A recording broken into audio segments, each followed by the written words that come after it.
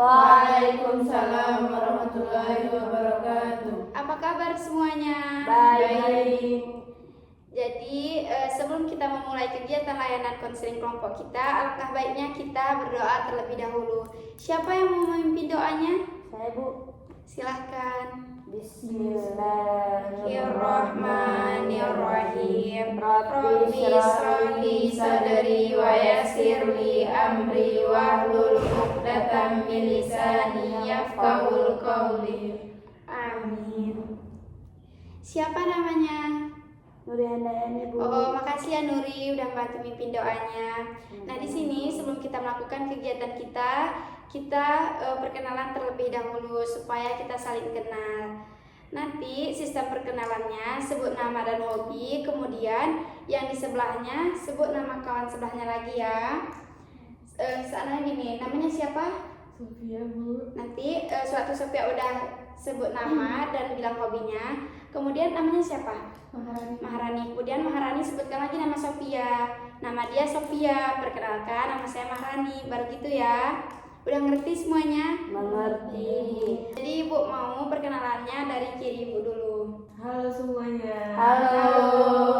Perkenalkan, nama saya Sofia Salsabila. Hobi saya adalah olahraga. Dan saya Maharani, hobi saya memasak, dan di sebelah saya Sophia. Kemudian lanjut. Saya Khairunisa, hobi saya memasak, dan di sebelah saya Maharani. Lanjut. Nama saya Nuri Handayani, hobi saya berenang, sebelah saya Khairunisa. Nama saya Hikmah, sebelah saya bernama Nuri. Oh baik, udah ada yang kenal-kenal nih ya, karena kita sudah perkenalan juga. Ini namanya siapa? Nuri Handayani. Oh, Nuri Handayani. Nuri Handayani yang di sini namanya siapa? Sophia, Bu. Sophia. Yang di sini? Khairunisa. Oke, jadi kita udah saling kenal ya. Iya, Bu. Nah, di sini kalian tahu nggak kenapa Ibu kumpulkan kalian di sini? Sebelumnya kita akan melakukan konseling kelompok. Anak-anak Ibu udah tahu belum apa itu konseling kelompok? Belum tahu, Ibu. Jadi konseling kelompok itu adalah layanan bimbingan dan konseling yang Ibu berikan kepada kalian untuk menyelesaikan masalah kalian, baik itu dari pribadi kalian maupun dari sosial kalian. Kita akan menyelesaikannya di sini. Udah pada tahu kan apa itu konseling kelompok? Udah, Ibu. Nah, minggu lalu Ibu sudah memberikan asesmen kepada kalian. Kalian juga sudah mengisi asesmen tersebut. Nah, dari kalian sudah mengisi itu, Ibu tahu beberapa permasalahan dari kalian, sehingga Ibu memanggil kalian untuk mengikuti layanan konseling kelompok di sini. Nah, di sini kalian tidak perlu takut untuk mengungkapkan cerita apapun. Kalian tidak perlu takut untuk cerita, karena di sini kita akan saling menjaga cerita itu. Kemudian kalian tidak perlu takut untuk saling menutupi. Kalian itu harus saling terbuka. Ngerti anak Ibu? Ngerti, Ibu. Nah, di sini kita akan melakukan kegiatan konseling kelompok kita selama 45 menit. Anak-anak Ibu pada setuju nggak nih 45 menit kita lakukan? Setuju, Bu. Setuju ya, itu tidak panjang waktunya jika kita sudah melakukannya. Kemudian sebelum kita memasuki permasalahan kita yang mau kita selesaikan, jadi sebelum kita melakukan konseling kelompok kita ke permasalahannya, kita akan melakukan ice breaking terlebih dahulu supaya anak-anak Ibu pada semangat nih. Setuju kan semuanya? Setuju, Bu. Nah, jadi ice breaking kita itu seperti ini. Dang dang dang, ding ding ding, dung dung dung. Kemudian cepat-cepat. Dang dang dang, ding ding ding, dung dung dung. Tepuk 2 kali. Tepuk semangat. Aha ngat. Semangat. Udah mengerti? Sudah. Oke, sekarang kita mulai ya. 1, 2, 3. Dang dang dang, ding ding ding, dung dung dung. Dang dang dang, ding ding ding, dung dung dung. Tepuk semangat. Ngat. Semangat. Semangat kan anak-anak Ibu? Nah, di sini kita akan menyelesaikan permasalahan teman-teman kita ya. Ibu mau permasalahan dari sebelah kanan Ibu dulu. Coba ceritakan Hikmah masalahnya apa.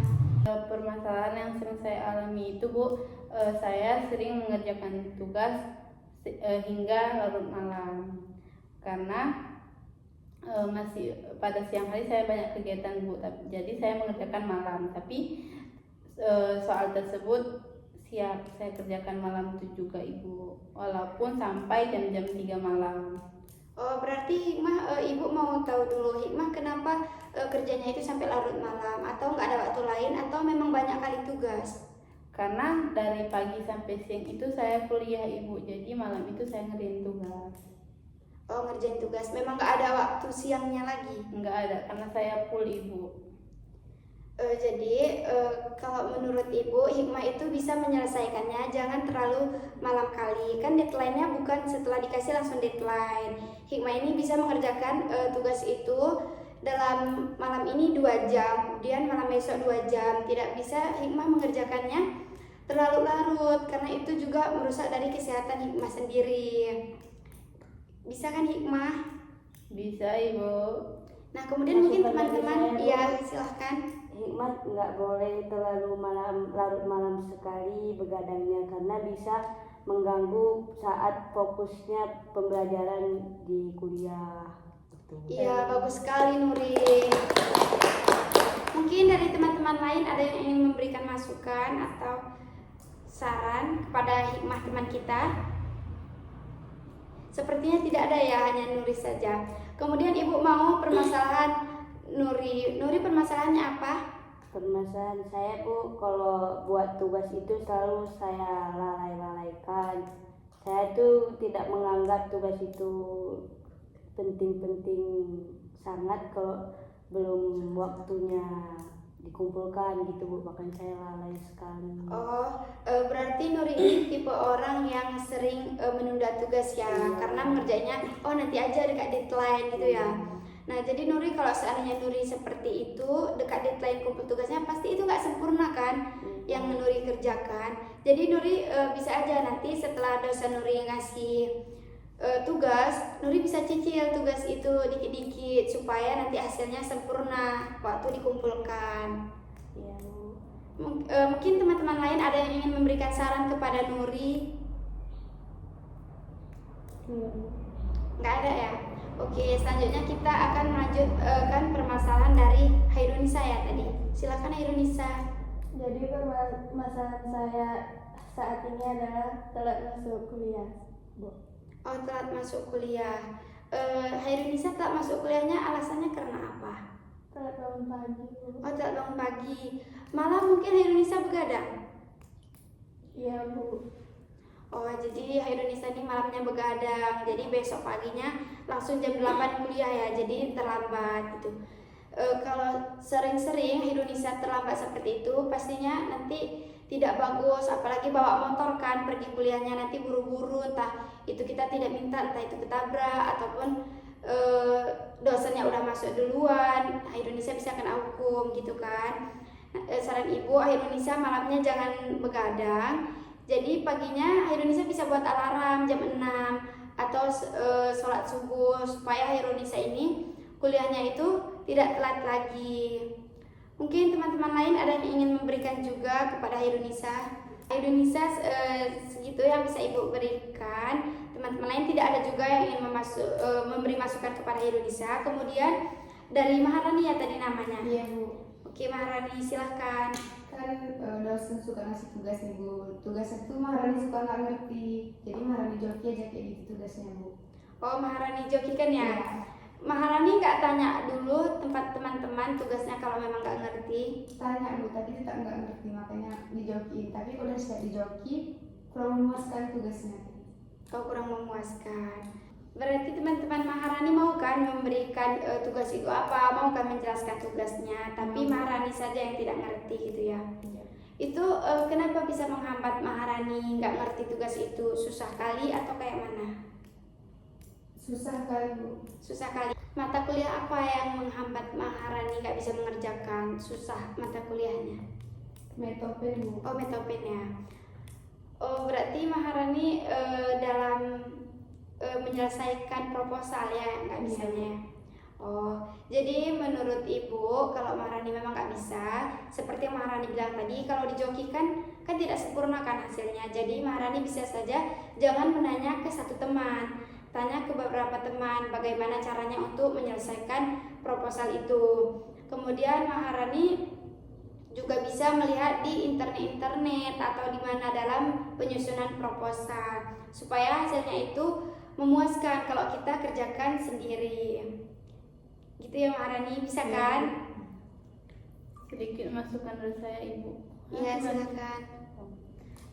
Seharusnya Maharani itu di saat guru tersebut menjelaskan, dia menuliskan apa yang dijelaskan oleh guru tersebut, ataupun kan sekarang kita udah canggih kan, ada handphone. Nah, Maharani tersebut bisa merekam apa yang diberikan ataupun apa yang dijelaskan oleh guru tersebut, sehingga saat kita ada waktu luang kita bisa mendengarkan sesekali apa yang dijelaskan ibu tersebut, supaya kita lebih mudah paham apa yang dijelaskan guru tersebut.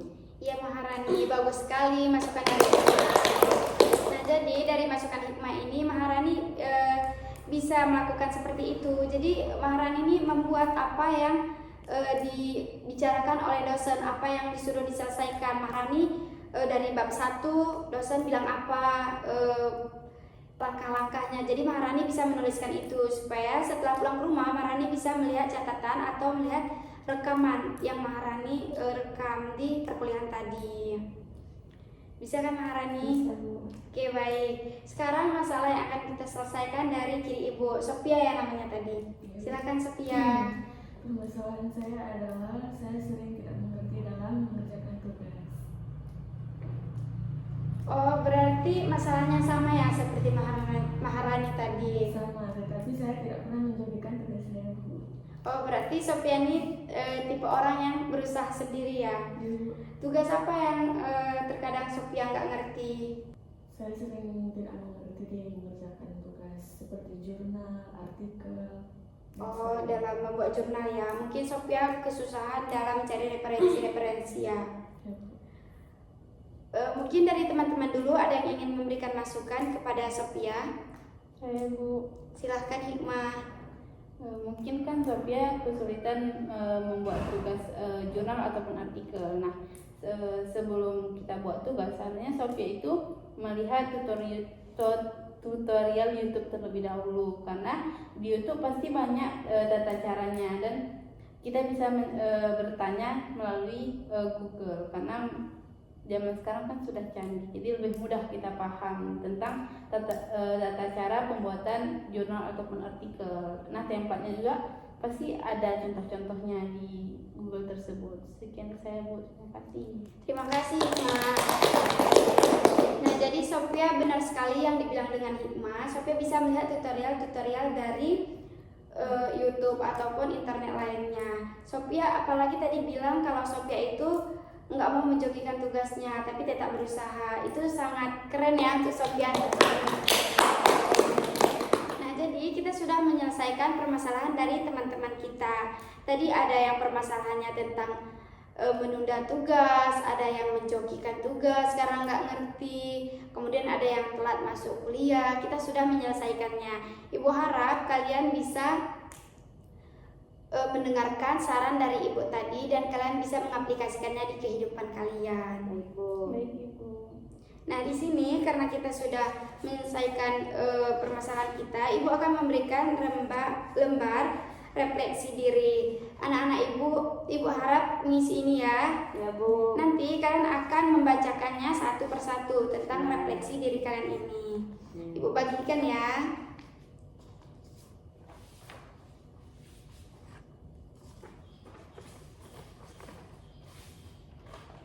Ya Allah.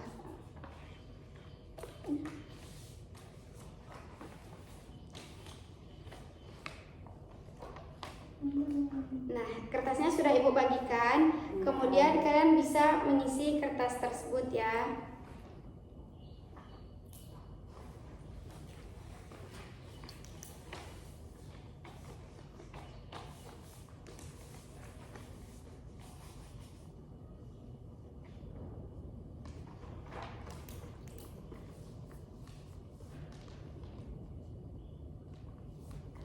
Ibu kasih waktu 10 menit ya untuk mengisi lembar refleksi diri ini. Cukup anak-anak Ibu? Cukup. Oke, baik.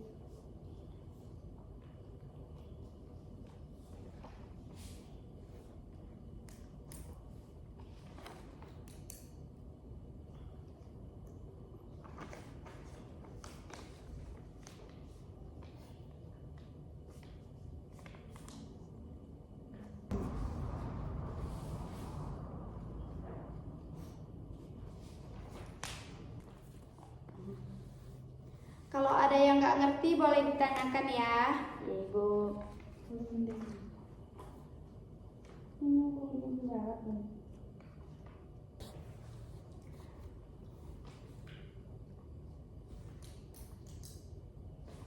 Udah ada yang siap anak-anak Ibu? Sudah Ibu. Dan Nah, Nisa udah siap? Udah.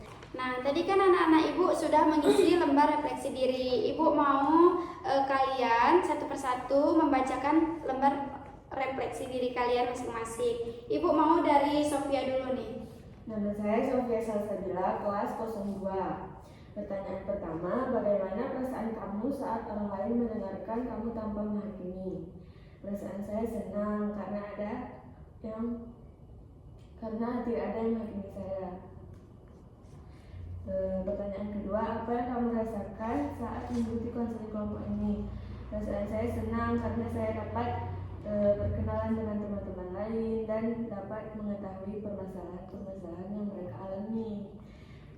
Pertanyaan ketiga, perasaan apa yang paling kuat muncul saat kamu berada dalam lingkaran? Perasaan saya senang dan bahagia. Terima kasih. Terima kasih Sofia. Kemudian Ibu mau dari Hairunisa dulu. Nama saya Hairunisa, kelas 02. Pertanyaan pertama, bagaimana perasaan kamu saat orang lain mendengarkan kamu tanpa menghakimi? Perasaan saya sangat senang karena teman-teman bisa mendengar apa keluhan saya tanpa menghakimi saya. Pertanyaan kedua, apa yang kamu rasakan saat mengikuti konseling kelompok ini? Sangat senang karena kami bisa berkenalan dengan teman-teman di sini. Pertanyaan ketiga, perasaan apa yang paling kuat muncul saat kamu berada dalam lingkaran? Senang, bahagia. Makasih Nisa. Kemudian Ibu mau Maharani dulu yang membacakan lembar refleksi dirinya. Silakan Maharani. Yang soal pertama, bagaimana perasaan kamu saat orang lain mendengarkan kamu tanpa menghakimi? Jawaban saya sangat senang, Bu. Sangat senang ya. Kemudian Soal nomor 2, apa yang kamu rasakan saat mengikuti konseling kelompok ini? Sangat senang. sangat senang juga ya. Yang terakhir, Yang soal ketiga, perasaan apa yang paling kuat muncul saat kamu berada dalam lingkungan? sedikit gugup kah atau senangkah lagi? Agak sedikit gugup. Sedikit gugup ya, karena didengar oleh teman-temannya. Iya. Tapi Mbak Rani sangat senang ya katanya dalam melakukan konseling kelompok ini. Tepuk tangan dulu. Kemudian Ibu selanjutnya mau dari Nuri Handayani dulu yang ingin membacakan. Perkenalkan, nama saya Nuri Handayani, saya dari kelas 05. Pertanyaan di sini yaitu bagaimana perasaan kamu saat orang lain mendengarkan kamu tanpa menghakimi? Paling senang ya seharusnya karena tidak ada yang menghakimi dari pendapat kita gitu. Soal kedua, apa yang kamu rasakan saat mengikuti konseling kelompok ini? Nah, sebenarnya sangat senang sekali karena bisa tahu apa itu masalah dalam diri kita sehingga bisa dipecahkan ataupun dapat solusi gitu. Yang ketiga, ada perasaan apa yang paling kuat muncul saat kamu berada dalam lingkaran? Sangat senang karena bisa berkumpul dan mengenal satu sama lain gitu. Kemudian dari Hikmah. Nama saya Hikmah, kelas Nah, bagaimana perasaan kamu saat orang lain mendengarkan kamu tanpa menghakimi? Perasaan saya sangat senang karena pendapat saya diterima oleh orang lain tanpa dihakimi. Nah, yang kedua itu, apa yang kamu rasakan saat mengikuti konseling kelompok ini? Perasaan saya pertama itu rasanya sangat gugup karena pertama takut. Nah, seiring berjalannya waktu saya merasa senang karena di dalam konseling kelompok ini saya bisa memberikan masalah pada diri saya sehingga ibu bisa memecahkan masalah tersebut dan memberi solusinya kepada saya. Nah, yang ketiga itu, perasaan apa yang paling kuat muncul saat kamu berada dalam lingkaran? Perasaan saya sangat senang karena dapat pengalaman ataupun mengetahui kesalahan-kesalahan teman tersebut sehingga saya dapat mengubah diri saya tidak seperti itu. Oke, baik sekali Hikmah. Jadi teman-teman semuanya sudah membacakan tentang refleksi dirinya. Rata-rata ini pada senang ya dalam mengikuti konseling kelompok. Nah, jadi karena kita sudah memecahkan masalah kita, kemudian kita sudah menuliskan lembar refleksi diri kita, kemudian ibu akan menyepakati kalau kita akan melakukan kegiatan di minggu selanjutnya dalam konseling kelompok ini. Anak-anak ibu pada setuju nggak kalau kita melakukan konseling kelompok lagi? Setuju. Setuju ya, karena kita akan menyelesaikan masalah-masalah lainnya lagi. Nah, ibu rasa cukup sekian dari layanan konseling kelompok kita pada hari ini. Sebelum kita menutup kegiatan layanan konseling kelompok kita, alangkah baiknya kita berdoa lagi ya, karena kita tadi dibuka oleh doa dan ditutup juga oleh doa. Siapa nih yang mau memimpin doanya? Oh, Nuri, silakan Nuri. Bismillahirrahmanirrahim. Subhanaka Allahumma wa bihamdika asyhadu an la ilaha illa anta astaghfiruka wa atubu ilaika. Amin. Makasih ya anak-anak ibu sudah mau mengikuti layanan konseling kelompok kita pada hari ini. Baik, ibu ucapkan terima kasih. Assalamualaikum warahmatullahi wabarakatuh. Waalaikumsalam warahmatullahi wabarakatuh.